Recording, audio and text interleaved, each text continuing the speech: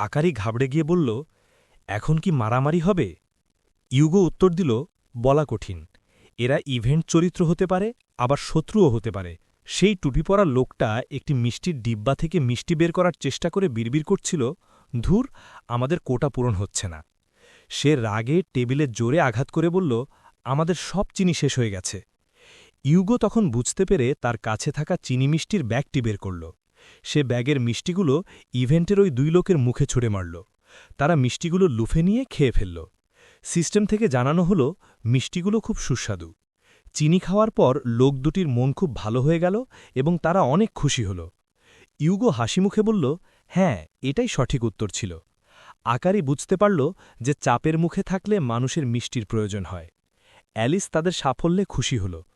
You go এবার টুপি পরা লোকটিকে জিজ্ঞেস করল, আসলে কি ঘটছে আমাদের বলো, তোমাদের উত্তেজনার কারণ কি? লোকটি জানাল তারা রানীর জন্য বন্দি জোগাড় করছে, কিন্তু আজ বন্দির সংখ্যা অনেক কম। রানীর মৃত্যুদণ্ড দেওয়ার শখ মেটাতে তাদের আজকের মধ্যেই আরও ৩ ডজন বন্দি লাগবে। ইউগো অবাক হয়ে জিজ্ঞেস করল, এদের কেন বন্দি করা হচ্ছে? লোকটি উত্তর দিল, ওদের শরীরে বিশেষ চিহ্ন আছে। যারা পরীক্ষায় ফেল করেছে বা অংশ নিতে চায়নি তাদেরই বন্দি করা হচ্ছে। ইউগো একে নিষ্ঠুর কাজ বললেও লোকটি জানাল বন্দি না আনলে রানী তাদেরই মৃত্যুদণ্ড দেবেন। পাশে থাকা খরগোশটিও ভয়ে লোকটির কথায় সায় দিচ্ছিল। অ্যালিস রেগে গিয়ে বলল, কি ভীষণ কাপুরুষতা! তোমাদের রানী কোথায়? আমি নিজে গিয়ে অভিযোগ জানাব। ইউগো বুঝল অ্যালিসের এই প্রতিক্রিয়াই সম্ভবত সঠিক পথ। টুপি পরা লোকটি ভয় দেখিয়ে বলল, রানী কতটা ভয়ানক তুমি জানো না। আকারি সাহস দিয়ে বলল, চেষ্টা না করলে জানবে কিভাবে? তখন টুপি পরা লোকটি বলল, যদি এতই বড় বড় কথা বলো তবে আমাদের প্রমাণ করে দেখাও। হঠাৎ সেখানে বেগুনি রঙের আলো ছড়িয়ে পড়ল এবং বড় বড় মাশরুম গুজিয়ে উঠল। একই সাথে ইউগোর মাথায় একটি আপেল চলে এলো। লোকটি পরীক্ষার নিয়ম বুঝিয়ে দিল। কালো চুলওয়ালা ইউগোকে সব মাশরুম ধ্বংস করতে হবে, কিন্তু তার মাথার উপরের আপেলটি প্রতি ৩০ সেকেন্ডে বিস্ফোরিত হবে। ইউগো নিজে সেটা সরাতে পারবে না, অন্য কাউকে সেটা গুলি করে ধ্বংস করতে হবে। আকারি ঘাবড়ে গেলেও ইউগো তার উপর ভরসা রাখল। ইউগো মাশরুম শিকার করবে আর আকারি দূর থেকে হ্যান্ডগান দিয়ে ইউগোর মাথার আপেল লক্ষ্য করে গুলি করবে। ইউগো তার তলোয়ার বের করে মাশরুম মারতে শুরু করল। সে রক্ত দিয়ে একটি ঢাল তৈরি করল, যার নাম দিল ঢাল দিয়ে ধাক্কা খাওয়ার ব্যথা। আকারি নিখুঁত নিশানায় ইউগোর মাথার আপেল গুলি করে ধ্বংস করে দিল। এভাবে ইউগো একের পর এক মাশরুম মারতে লাগল আর আকারি তার মাথার আপেলগুলো নষ্ট করতে থাকল। শেষে একটি বিশাল মাশরুম মাটি থেকে শিকড় বের করে অনেক বড় হয়ে গেল। সে তার লতা দিয়ে ইউগোর উপর হামলা শুরু করল। ইউগো লতার আক্রমণে ব্যস্ত হয়ে পড়ায় তার ঢাল তোলার সময় পাচ্ছিল না। এদিকে তার মাথার আপেলটি বিস্ফোরিত হতে আর মাত্র ১০ সেকেন্ড বাকি ছিল। আকারি দূর থেকে হ্যান্ডগান দিয়ে লক্ষ্য স্থির করতে পারছিল না, কারণ ইউগো ক্রমাগত নড়ছিল। ইউগো চিৎকার করে বলল, আমি আক্রমণ করে ওটাকে থামাচ্ছি, তুমি গুলি করো। ইউগো তার নতুন অস্ত্র বের করল, শক ওয়েভে উড়ে যাওয়ার ব্যথা। ঠিক যখন আকারি গুলি করতে যাবে তার আগেই অন্য কেউ এসে গুলি করে ইউগোর মাথার আপেলটি ধ্বংস করে দিল। ইউগো আর আকারি অবাক হয়ে দেখল সেখানে একটি শক্তিশালী নতুন গ্রুপ চলে এসেছে। সেই দলের নেতা বলল, নতুনরা কি সমস্যায় পড়েছ? চিন্তা করো না, বড় ভাই তোমাদের সাহায্য করার জন্য চলে এসেছে। এই শক্তিশালী দলের নাম গোল্ড লায়ন, আর তাদের সাথে থাকা নেতার নাম আইমারু। আইমারুর সাথে অন্য এক অ্যালিস ছিল, যে আইমারুর প্রেমে পাগল হয়ে তার দিকে তাকিয়েছিল। আকারি বিশ্রাম নেওয়ার জন্য নিচে বসে পড়ল। ইউগোর পিছনের বড় মাশরুমটি মারা গেল। ইউগো মনে মনে ভাবল, আমরা কি সফলভাবে এটা পার হতে পেরেছি? এটা কি হিসেবে গণ্য হবে?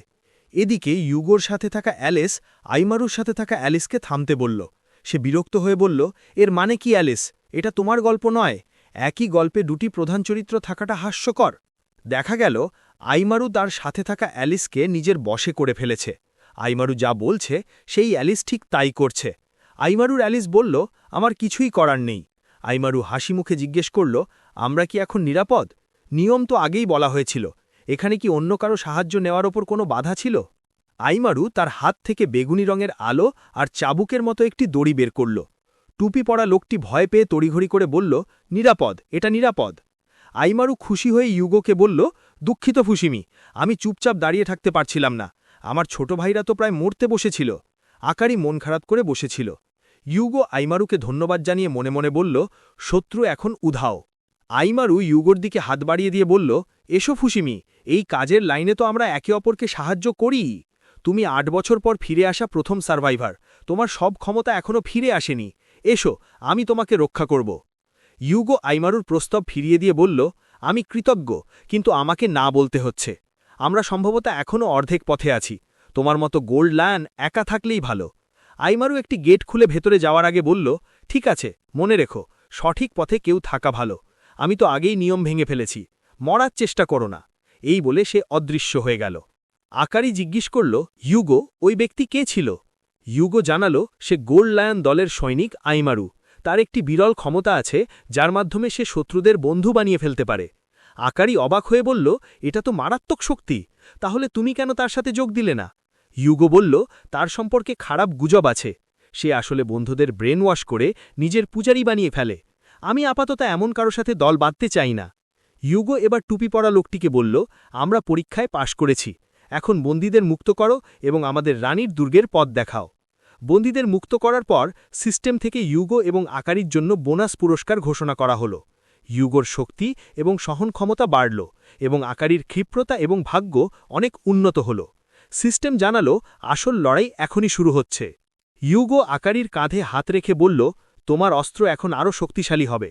আগের পরীক্ষার জন্য আমি দুঃখিত, আমি তোমার উপর বেশি চাপ দিয়ে ফেলেছিলাম। আকারি ঘাবড়ে গিয়ে বলল, না ইউগো, আমিই আতঙ্কিত হয়ে পড়েছিলাম। ইউগো আকারি হাত ধরে বলল, আমি তোমার হাতে আমার জীবন তুলে দিচ্ছি, আর তোমার জীবনের দায়িত্ব আমি নিচ্ছি। সঠিকভাবে ঝুঁকি নাও। আকারি আবেগপ্রবণ হয়ে চোখের জল মুছে ফেলল। সিস্টেম জানালো, দ্বিতীয় পরীক্ষা শুরু হচ্ছে। সবাইকে নিয়ে তারা রানীর দুর্গের দিকে দৌড়াতে শুরু করল। ইউগো জানালো, সে লিডারের সাথে যোগাযোগ করতে পারছে না। আইমারু অন্যদের সাহায্য করার জন্য অন্য পথে চলে গেছে, কারণ সে এক অ্যালিসকে বশ করে ফেলেছে। তারা দুর্গের সামনে পৌঁছে দেখল, সেখানে অনেক পাহারাদার। ইউগো লুকিয়ে সব দেখছিল এবং সাগর কথা ভাবছিল। হঠাৎ আকারি পেছনে একটি হাসি শুনতে পেল। ইউগো বলল, এটা লুইস ক্যারলের গল্পের সেই অদৃশ্য বিড়ালের হাসি। বিড়ালটি অদৃশ্য হয়ে গেলেও তার কণ্ঠস্বর রয়ে গেছে। আমাদের শব্দের উৎস ধরে এগোতে হবে। তারা একটি দেওয়ালের সামনে পৌঁছল, যেখানে একটি বিশাল বিড়াল বসে হাসছিল। ইউগো বুঝল এটি চেশায়ার ক্যাট, যে তাদের পথ দেখাবে। বিড়ালটি দেওয়ালে একটি গর্ত করে দিল। ইউগো বলল, মূল গল্পের সারমর্ম মেনে চললে এই পথ আমাদের উপকারে আসবে। তারা দুর্গের ভেতরে ঢুকে পড়ল। সেখানে দেখা গেল এক রানী বিরক্ত হয়ে মন্ত্র পড়ছেন। সেখানে অনেক মানুষ বন্দী ছিল। রানী বলছিলেন, মৃত্যুদণ্ড দেওয়ার জন্য এই সংখ্যা মোটেও যথেষ্ট নয়। চারপাশে অনেক মূর্তি এবং মানুষের মাথা কাটার মেশিন সাজানো ছিল। সিস্টেম ঘোষণা করল, তাদের আসল শত্রুর নাম হার্টলেস কুইন। সেখানে থাকা রানী একই কথা বারবার বলছিলেন যে পাপীদের সংখ্যা যথেষ্ট নয়, একেবারেই যথেষ্ট নয়। আকারি ইউগোকে ফিসফিস করে বলল, এটা বিশাল, যেভাবেই দেখো না কেন, এটা নিশ্চিতভাবেই একজন বস। ইউগো তাকে থামিয়ে দিয়ে বলল, থামো আকারি, আমিও তাই মনে করি। এটা সম্ভবত এই এলাকার প্রধান শত্রু, কিন্তু আমাদের এখনও একে হারানোর কোনো নির্দেশ দেওয়া হয়নি। তবে আমার মনে হয় আরও কিছু বাকি আছে। আসল লড়াইয়ের আগে হয়তো একটি বিশেষ ঘটনা ঘটবে। এখন আপাতত লুকিয়ে থেকে পরিস্থিতি দেখি। ঠিক তখন অ্যালিস সেই রানীর সামনে চলে গিয়ে চিৎকার করে বলল, তুমিই সেই নির্দয় রানী যে সবাইকে বছরের পর বছর নির্যাতন করে আসছ। রানী অবাক হয়ে অ্যালিসের দিকে তাকালেন। ইউগো আকারিকে বলল, অ্যালিস তো সরাসরি সামনে চলে গেল, এটা বোধহয় গল্পের কোনো অবধারিত অংশ। চলো আমরাও আড়াল থেকে দেখি। রানী গম্ভীর গলায় বললেন, তোমরা সবাই কারা এবং ভেতরে কিভাবে ঢুকলে? তিনি পাহারাদারদের ক্যাপ্টেনের দিকে তাকিয়ে বললেন, এর মানে কি? তোমাদের এই ভুল পদক্ষেপের জন্য এখনই শাস্তি দেওয়া হবে। এই বলে রানী সেই ক্যাপ্টেনকে ধরে একটি কাঁটাযুক্ত জায়গায় চেপে ধরে মেরে ফেললেন। দৃশ্যটি দেখে ইউগো আর আকারি শিউরে উঠল। রানী এরপর অ্যালিসের দিকে তাকিয়ে বললেন, তোমাদের সাহস তো প্রশংসনীয়। তোমরা কি নিজের ইচ্ছা এখানে এসেছ আমার কাছে প্রাণ দিতে? অ্যালিস রেগে গিয়ে বলল, এটা হাস্যকর। তুমি শুধু মানুষের প্রাণ নেওয়ার কথাই বলছ, তোমার কি আর কোনো কাজ নেই? রানী হেসে উত্তর দিলেন, হা, তোমরা বুঝতে পারছ না। আমি সৌন্দর্যের খোঁজ করি। একটি প্রাণী যখন মৃত্যুর মুখোমুখি হয় তখনই তাকে সবচেয়ে সুন্দর দেখায়। আমি রানী হিসেবে সেই সৌন্দর্য উপভোগ করার অধিকার রাখি। মানুষের জীবন ছিনিয়ে নেওয়া আসলে এক ধরনের খাজনা আদায়, যা অমান্য করা বড় পাপ। অ্যালিস বলল, তুমি যদি মরে যাও তবে তো আর চা আড্ডা বা গল্প করা যাবে না। সামান্য আনন্দের জন্য সবাইকে কষ্ট দেওয়া আসলে তোমারই বড় পাপ।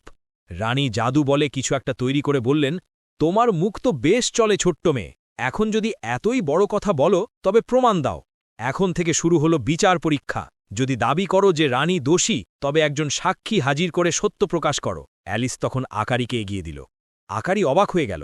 অ্যালিস বলল, এই নোংরে রানীকে তোমার মনের সব কথা জানাও। আকারী তখন গুছিয়ে বলতে শুরু করল, আমার জ্ঞান অনুযায়ী রাজা থাকেন জনগণের জীবন রক্ষা করার জন্য।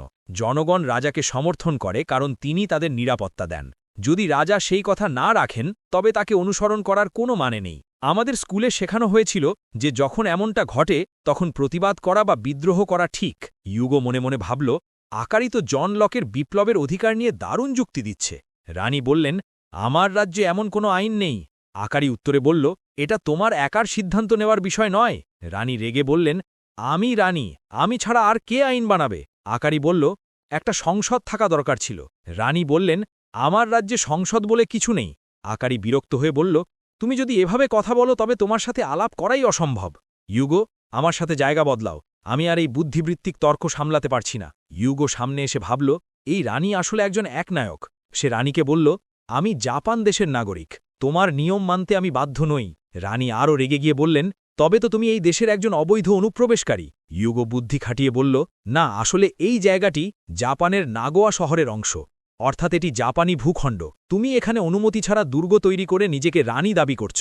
আসলে তুমি একজন ক্ষমতা দখলকারী মাত্র। তোমার রাজকীয় দাবির কোনো বৈধতা নেই এবং এটি সমাজে বিশৃঙ্খলা সৃষ্টি করছে, যা একটি বড় অপরাধ। ইউগোর এই কথা শেষ হতে না হতেই ওপরের দেওয়াল ভেঙে গিল্ডের অন্য সব দল সেখানে চলে এলো। সিস্টেম ঘোষণা করল, রাজকীয় কর্তৃত্বের মূলে আঘাত করা হয়েছে। রানীর অধীনে থাকা সব শত্রু সাময়িকভাবে বিভ্রান্ত হয়ে পড়েছে। রানী রাগে কেঁপে কেঁপে বারবার বলতে লাগলেন, তোমাদের ওপর অভিশাপ, অভিশাপ। ইউগো বুঝল এটাই সুযোগ, কারণ রানীর প্রতিরক্ষা দুর্বল হয়ে গেছে। হঠাৎ সেখানে একটি বড় ধামাকা হল এবং পাহারাদাররা নিচে পড়ে গেল। গিল্ড লিডার মিস্টার কুনো এসে বললেন, সব পাহারাদার তো কাঠের পুতুলে পরিণত হয়েছে। যারা এটা করেছে দারুণ কাজ করেছে। কুনো রানীকে দেখে বললেন, তুমি অনেক সাহস দেখিয়েছ আমার এলাকায় এসে নিজের ইচ্ছেমতো কাজ করার। ইউগো আর আকারী খুশি হয়ে লিডারকে স্বাগত জানাল। কুনো বললেন, আমি জানতাম এটা ফুসিমিই হবে। তোমরা দারুণ নেতৃত্ব দিচ্ছ। আমি দুর্গের ভেতরে আটকে ছিলাম। এখন আমরা সবাই মিলে আক্রমণ করব। সিস্টেম থেকে কাজের রিপোর্ট তৈরি হচ্ছিল। রানী গর্জে উঠে বললেন, তোমরা বেয়াদব। রাজকীয় ক্ষমতা আসলে কোনো তর্কের বিষয় নয়। শেষ পর্যন্ত সামরিক শক্তিই সব কথা বলে। রানীর শরীর থেকে লাল রঙের আভা বের হতে শুরু করল। সিস্টেমের নতুন নির্দেশ এলো, নির্দিষ্ট শত্রু নির্দয় রানীকে পরাজিত করো। ইউগো আর আকারী যুদ্ধের জন্য তৈরি হয়ে গেল। পাহারাদাররা তাদের ঘিরে ধরলে আকারী চিৎকার করে বলল, অন্যায় শাসন কখনো টিকে না। এখন সময় এসেছে বিপ্লবের। এরপর সবাই মিলে এক মহাযুদ্ধ শুরু করার জন্য প্রস্তুত হল।